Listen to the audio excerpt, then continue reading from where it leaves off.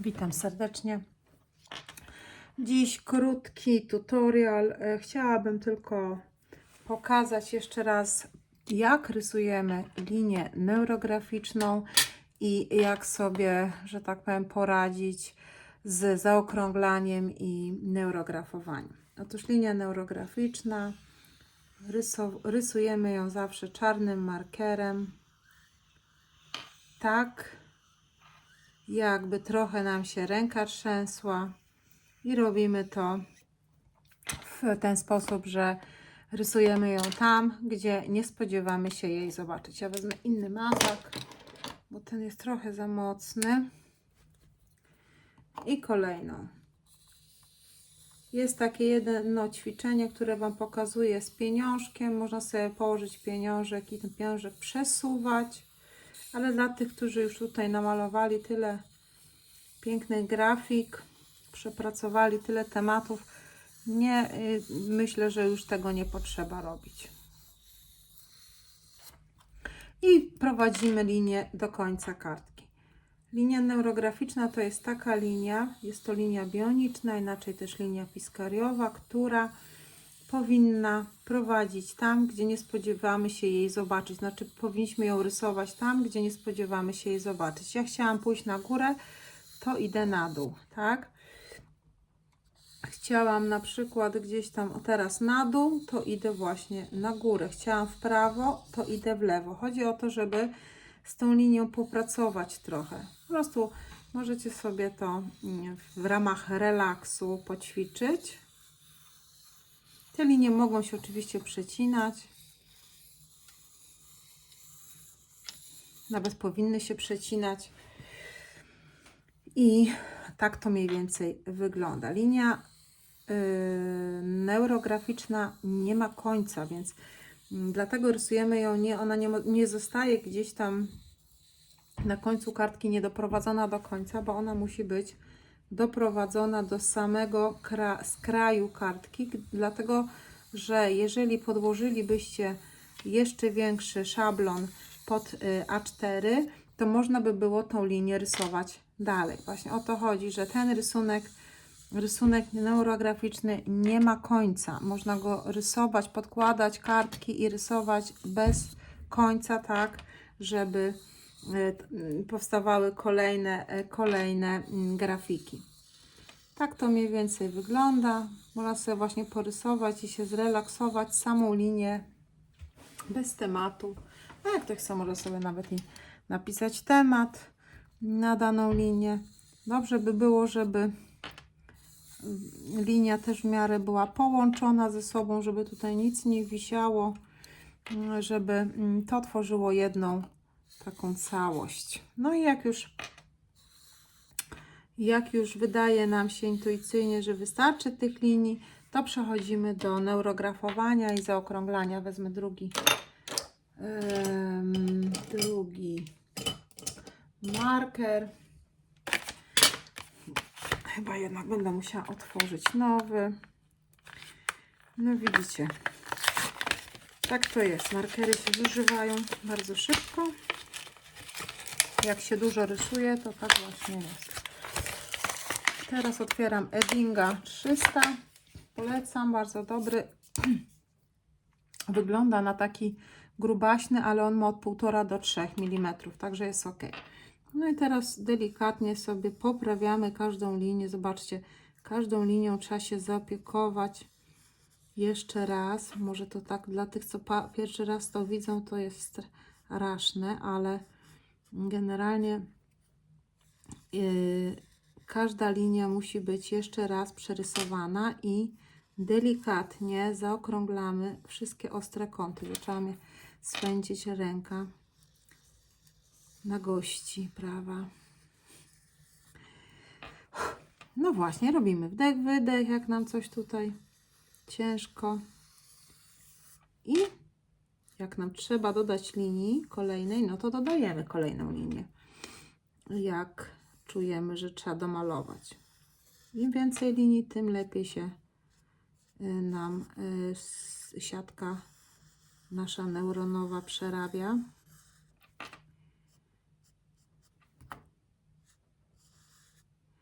I chodzi o to, żeby w tych rogach nie robić takich czopów. Niektórzy, którzy malują pierwszy raz, robią takie grube czopy albo takie kwadraty. To też nie jest prawidłowe, tak?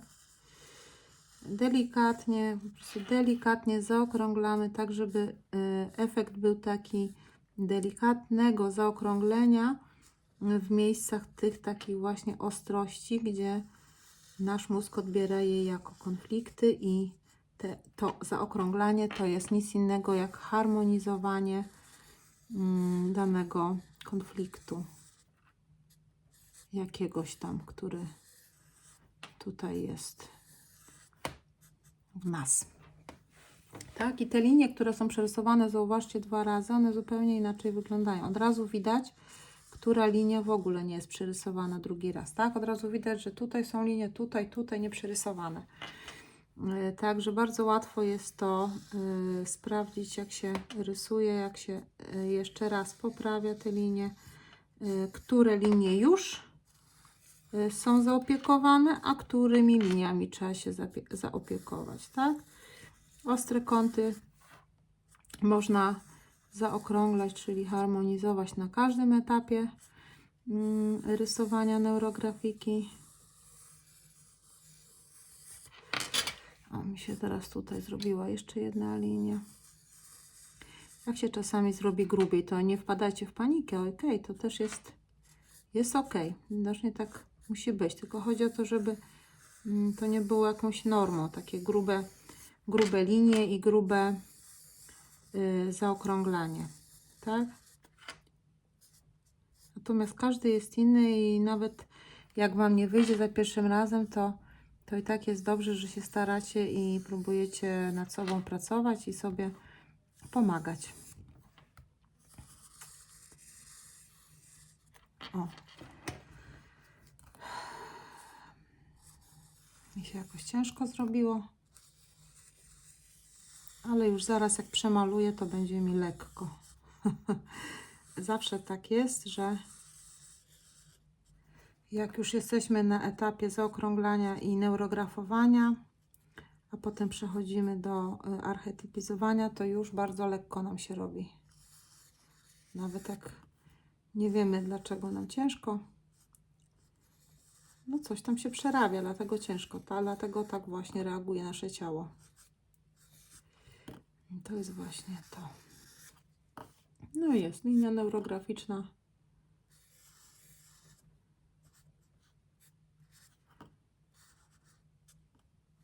Ja się tak staram. Mam nadzieję, że to widać, że jak ja te kąty ostre zaokrąglam.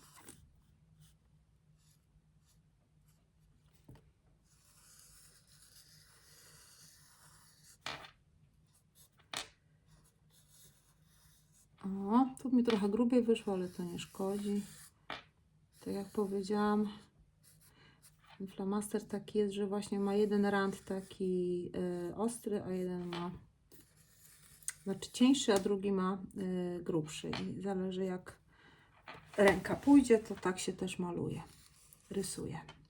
Ok, super.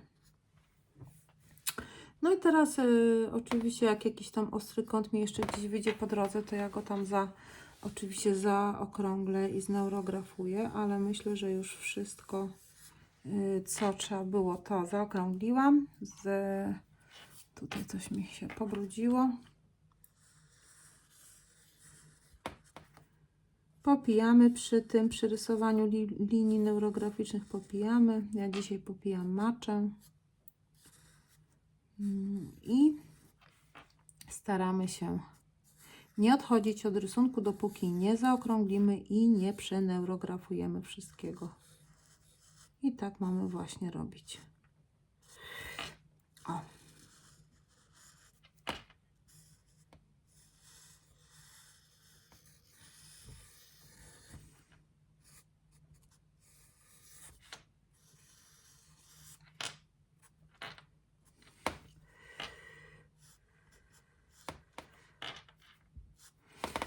No dobrze, teraz jak mamy już wszystko pozaokrąglane i przeneurografowane, nadajemy koloru. Można sobie dzisiaj po prostu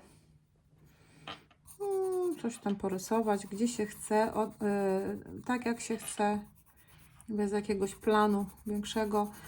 Chodzi tylko o to, żebyście pamiętali o zasadzie 80/20, czyli 80% kartki powinno być zakolorowane, 20% może zostać jako biały kolor, a jeszcze bardzo ważną rzeczą jest, że dwie obok siebie leżące komórki, na przykład ta i ta, muszą być zamalowane jednym kolorem. Oczywiście wiadomo, że lepiej jak jest więcej zamalowanych komórek tym samym kolorem, wtedy nie powstaje taka mozaika, ale niektórzy próbują swoich sił i robią mozaiki, też jest ok. Jeżeli komuś mozaika wyjdzie i komuś się mozaika podoba, to dlaczego nie?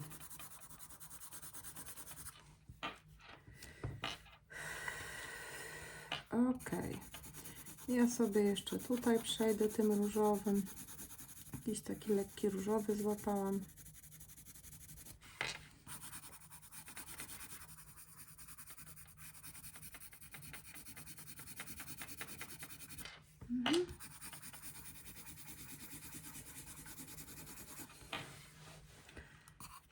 No i teraz powiedzmy, że dodamy jakiś, to był jakiś taki, myślałam, że to czerwony, a to był różowy. No niech będzie. No to teraz dodamy fioletowego. O ile będzie wyglądał jak fioletowy. No wygląda jak fioletowy, tak.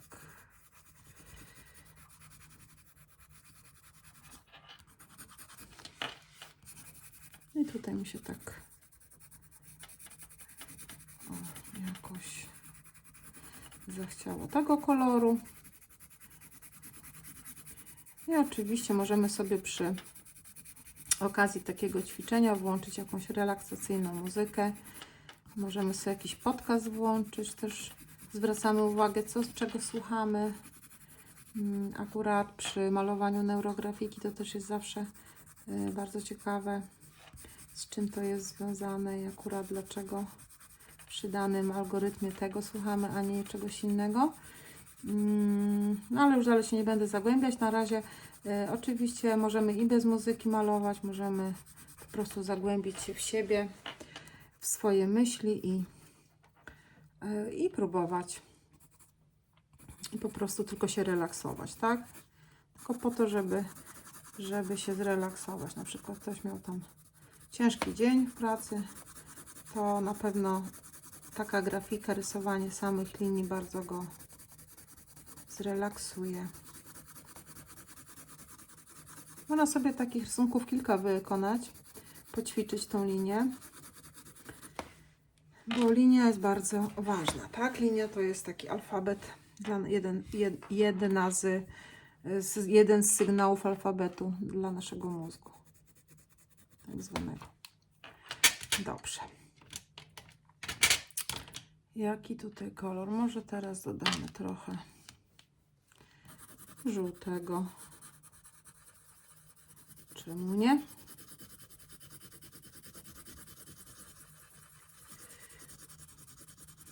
Trochę widzę, że ten mazak, który pierwszy złapałam do ręki, trochę rozmazuje. Ale już trudno. Muszę.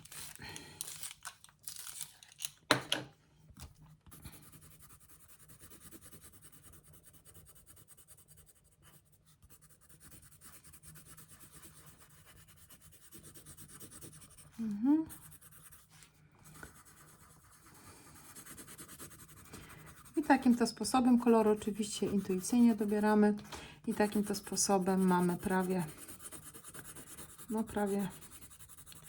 no nie, jeszcze nie. Można sobie wziąć do malowania również flamasy, highlightery i promarkery. Oj, coś mi się nie podoba. Nie ten żółty wzięłam. No dobra, już trudno. Trudno. Teraz sobie tutaj takim brązowym. Taki mi wpadł w rękę, więc niech będzie. Już nie będziemy się kłócić z tym. Czy mi pasuje, czy to nie pasuje.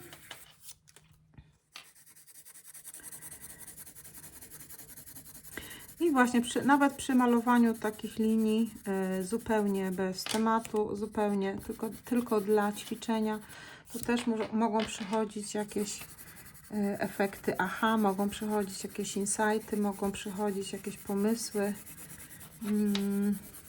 albo rozwiązania.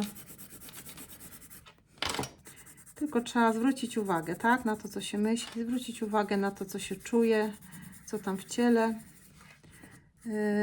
się dzieje, czy Was coś boli, czy Wam coś tam dolega, czy nagle się ciężko robi, jak oddychacie. Na wszystko trzeba zwracać uwagę, obserwować siebie. To jest taki czas dla siebie, poświęcony sobie, tak żeby właśnie sobie, że tak powiem, się sobie samemu przyjrzeć. No dobrze, tutaj mamy jeszcze jakiś inny brązowy. Jakoś tak w brązy poszłam teraz. O, teraz mi pasuje, bo żółty do brązowego pasuje już. Już jest ok. Widzicie to, czy ja to przesuwam?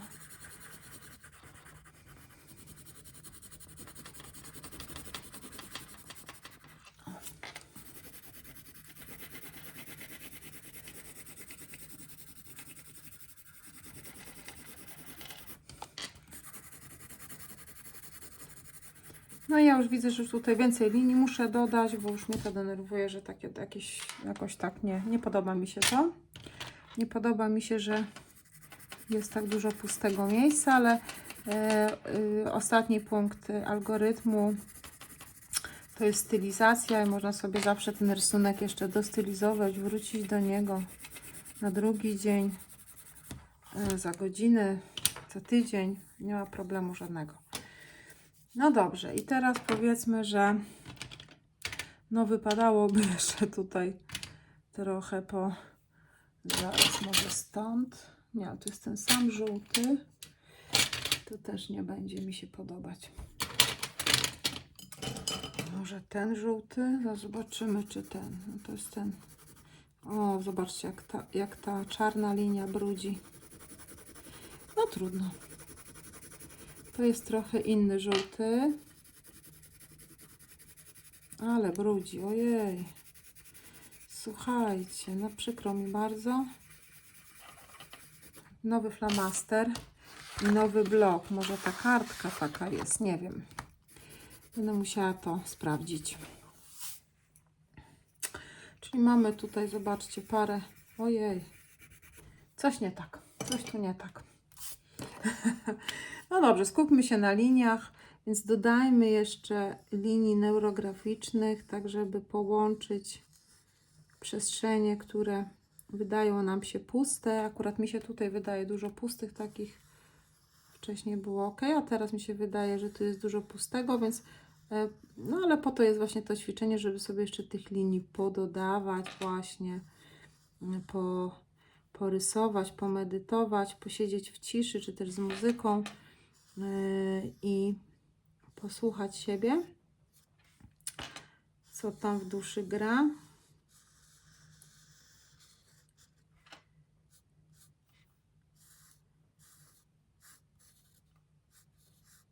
O.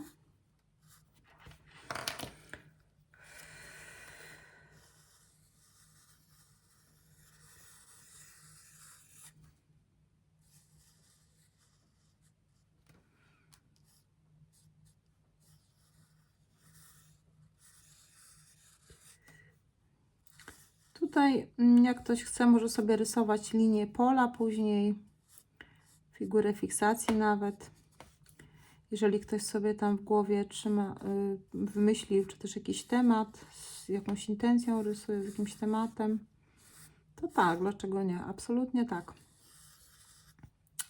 Natomiast jeżeli ktoś tylko sobie ćwiczy samą linię, to można sobie tą linię poćwiczyć po prostu już bez figury fiksacji, tylko tak, żeby poćwiczyć rysowanie samo rysowanie linii, bez figury fiksacji, bez linii pola. chociaż z linią pola można tutaj zaryzykować, bo może to bardzo fajnie wyjść. Jeszcze nadać charakteru temu. Można zrobić sobie pełen algorytm z 8 punktami, a można sobie zrobić tylko ćwiczenie, prawda, rysowania linii. Coś mi się wydaje, że ten papier jest też nie taki, jak myślałam, że będzie dobry, ale oj, oj, oj. No dobrze, jest jaki jest. Chodzi o to, żebyście zrozumieli tą zasadę, jak się rysuje linię pola, chciałam powiedzieć. No ale oczywiście wszystkie linie bioniczne też są liniami pola, tak naprawdę. Także tak bardzo się nie pomyliłam. O.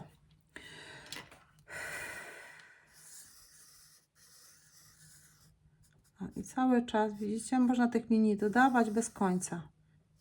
I sobie je zaokrąglać, i sobie od razu je neurografować. Tu już mam dużo, teraz tutaj przejdę. I można sobie tak, słuchajcie, rysować, rysować, rysować. I po prostu się pogrążyć w myślach, zapomnieć o całym świecie. I pobyć trochę w różnych stanach umysłu, które nam tutaj funduje neurografika. O. I ja myślę, że już będę się z Wami żegnać. Wy sobie malujcie, ćwiczcie linię neurograficzną.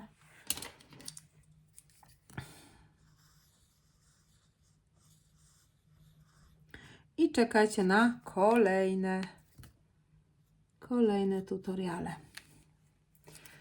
Dziękuję serdecznie, pozdrawiam i czekam oczywiście na lajki, na Wasze komentarze, na wszystko, co tam piszecie, bardzo chętnie czytam.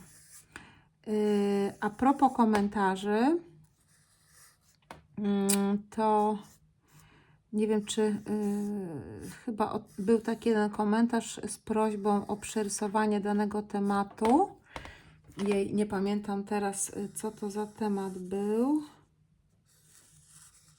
ale mam to w planach, także chyba jakaś pani to pisała, także tak, będę proponować ten temat, będę go rysować, mimo że tam chyba już odpowiedź dałam, co można przerysować, jakim algorytmem można ten temat przerysować. Tak mi się wydaje, że dałam odpowiedź. Jeżeli nie dałam odpowiedzi, to niedługo będzie odpowiedź, niedługo będzie algorytm do tego, także zachęcam do śledzenia, do zostawiania lajków i oczywiście do pracy nad sobą. Dziękuję Wam bardzo.